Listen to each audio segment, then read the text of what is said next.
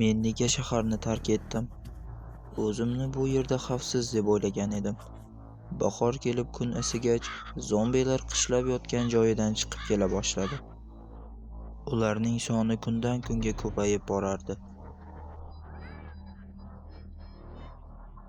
Men o'zimga kerakli bo'lgan narsalarni oldim va shahar ichkarisidagi kvartiralarga kirib, o'zim uchun kerakli bo'lgan narsalarni qidira boshladim.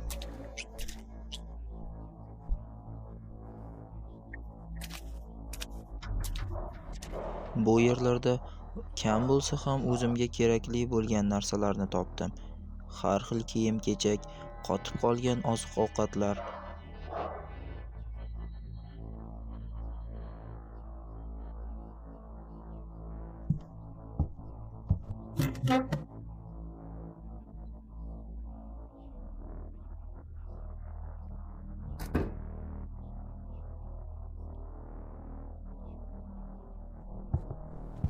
Keyingi uyga kirganimda stol ustida qiziqarli bir gazetani ko'rib qoldim.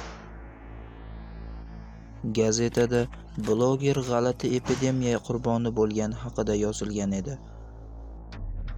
Jin ursin, uning yuzi menga tanish. Bu horror admin. Men unga obuna ham bo'lgan edim. Afsuski, men uning oxirgi videolarini ko'ra olmadim. Bu yerda yozilishicha, u qandaydir noma'lum infeksiyaga chalingan. Uni qandaydir quturgan hayvon tishlagan. Balki bularning barchasi shundan keyin boshlangandir. Kun xiralashib, qorong'u tushyapti. Qorong'u tushgach, bularning barchasi murakkablashadi. Men o'zimga yangi xavfsiz joy topdim.